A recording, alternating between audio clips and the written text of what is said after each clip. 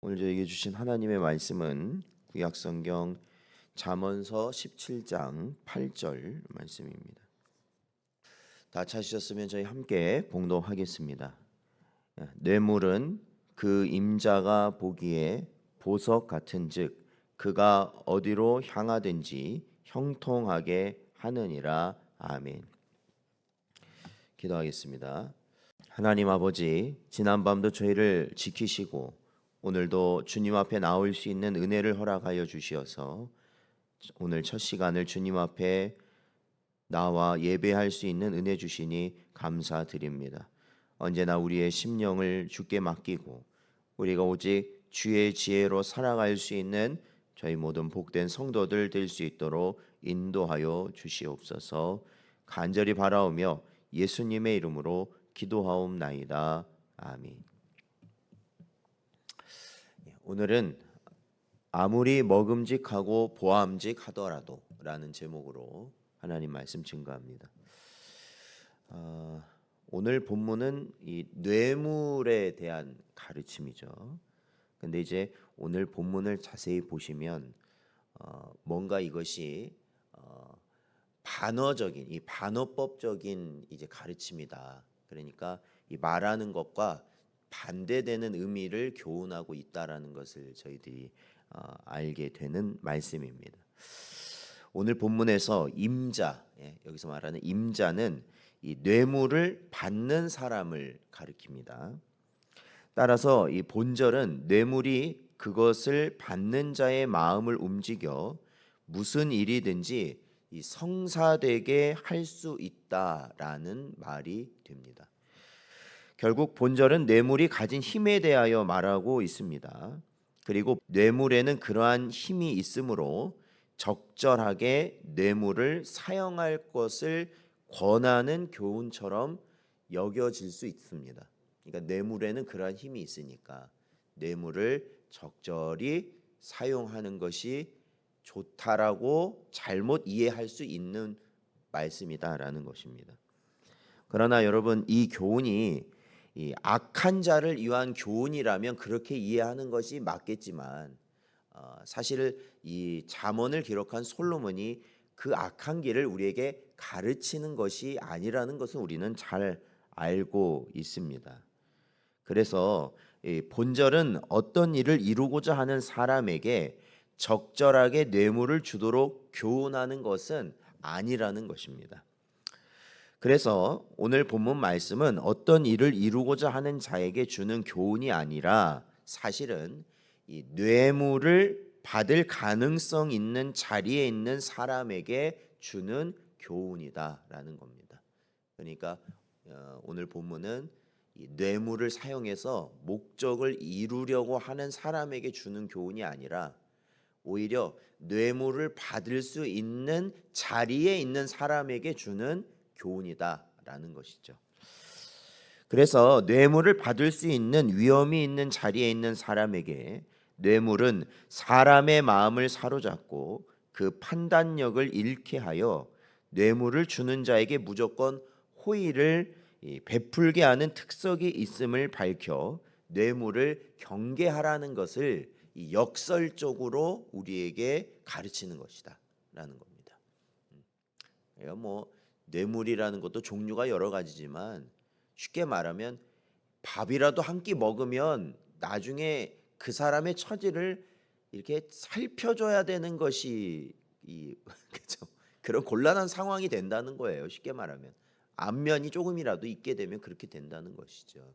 그래서 굉장히 주의해야 된다라는 것입니다. 그런 면에서 사랑하는 성도 여러분, 뇌물은요 사람의 마음을 움직이는 힘이 있다라는 것을 간과하시면 안 됩니다. 타락하여 부패한 인간의 마음의 가장 두드러진 특징은 탐욕에 젖어 있다라는 것입니다. 혹자는 인간이 태어나면서 여러분 아기들이 태어나지 않습니까? 아기들이 보통 태어날 때 손을 어떻게 하고 태어나죠? 손. 아기 낳아 보셨는데 잘 못 보시죠? 그때는 정신이 없으셔서 남편의 입장으로 보면 아기들이 다 이러고 태어나거든요. 주먹 쥐고. 왜 이렇게 되느냐? 욕심 때문이다라는 것이죠. 인간은 나면서부터 손에 쥐려고 하는 욕심을 가지고 태어나기 때문에 다 손을 이렇게 태어난다고 그래요.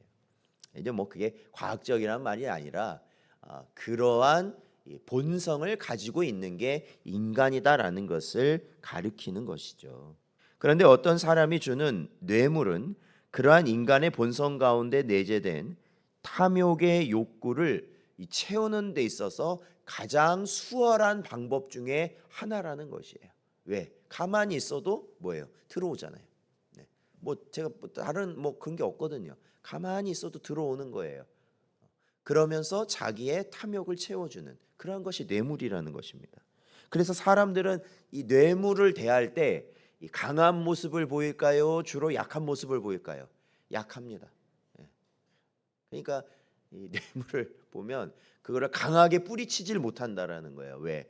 내 본성상, 내 습성상 그것을 받기를 원하거든요. 그것을. 그러니까 우리 속담에도 기름 먹인 가죽이 부드럽다라는 말이 있습니다. 그렇죠? 가죽도 보면 뻣뻣하지만 기름을 잘 먹여 놓으면 어떻게 해요? 부들부들하잖아요. 그렇죠? 부들부들합니다. 그래서 기름을 먹이는데 자, 이 의미가 그거예요. 그러니까 뇌물을 쓰면 모든 일이 잘 된다. 이런 의미예요. 뻣뻣하지 않고 잘 된다. 그래서 오늘 이 속담이 오늘 본절 말씀과 같은 의미를 갖고 있다라고 볼 수 있죠. 출애굽기 23장 8절 말씀을 보면 너는 뇌물을 받지 말라. 뇌물은 밝은 자의 눈을 어둡게 하고 의로운 자의 말을 굽게 하느니라 말씀하고 있습니다. 그러니까 하나님께서 엄격하게 금하신 것이 뇌물입니다. 뇌물은 그것을 받는 사람의 마음과 판단력을 완전히 마비시킵니다. 그러므로 우리 성도들은 뇌물은 아예 처음부터 단호하게 거절하지 않으면 안 됩니다. 그러니까 아까 제가 서두에도 말씀드렸지만 우리 성도들이 보통 이 교제를 할 때 많은 사람들과 교제를 할 때 밥을 많이 먹지 않습니까? 아무래도 이제 이야기를 할 때라든지 이렇게 서로 간에 교제가 있을 때 밥을 많이 먹게 되는데 심지어는 그러한 밥 먹는 자리들도요. 우리 성도들이 물론 우리가 그거에 대해서 굉장히 자주 빈번하게 일어나는 일이지만 분별해야 된다는 거예요. 혹여라도 내가 이 사람과 밥을 한번 먹음으로 인해서 우리가 정확하게 해야 될 일이 그러지 못할 상황이 되게 할 수 있는 가능성이 있다면 피하셔야 된다는 거예요. 그런 자리는 피하셔야 돼요. 그냥 뭐 좋은 거 한번 사줄 테니까 나오라고 해서 그냥 확 나가면 안 된다는 거예요. 예, 그게 평생의 올무가 될 수 있다는 걸 여러분 반드시 기억하셔야 됩니다. 비록 뇌물이라는 이름이 아니라 선물이라는 이름으로 주는 것이라도 서로의 이해관계가 개입될 수 있는 것이면 반드시 거절하셔야 돼요. 그게 지혜입니다. 거절 못해서 지금 거절하지 않으면 나중에 진짜 큰일이 생기는 경우들이 많다는 걸 우리는 잘 알고 있잖아요. 그러니까 우리가 뉴스 같은 데 보면은 간혹 뭐 정치인들 중에 어느 기업에서 뭐 돈을 받았다. 그런데 대가성은 없다.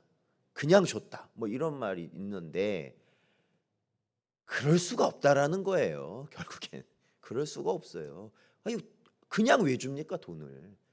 지금이 아니더라도 나중에라도 뭔가 아니면 우리가 눈에는 잘 보이지 않아도 뭔가 있기 때문에 돈이 오가는 것이지 그런 게 없이 돈이 오갈 수가 없다라는 것입니다. 그렇기 때문에 성도들은 이처럼 선물을 가장한 뇌물도 결국 나의 마음을 사로잡고 나의 판단력을 마비시킨다는 사실을 기억하고 단호히 거절할 수 있어야 한다라는 것입니다. 이게 성도라는 자리가 그래서 굉장히 언제나 깨어 있어야 될 자리입니다. 그렇죠? 모든 것을 받아들이는 자리가 성도이지만 또 뭐예요? 말씀에 그릇된 것은 단호하게 거부할 수 있는 자리가 또한 성도이기 때문에 그게 어렵습니다.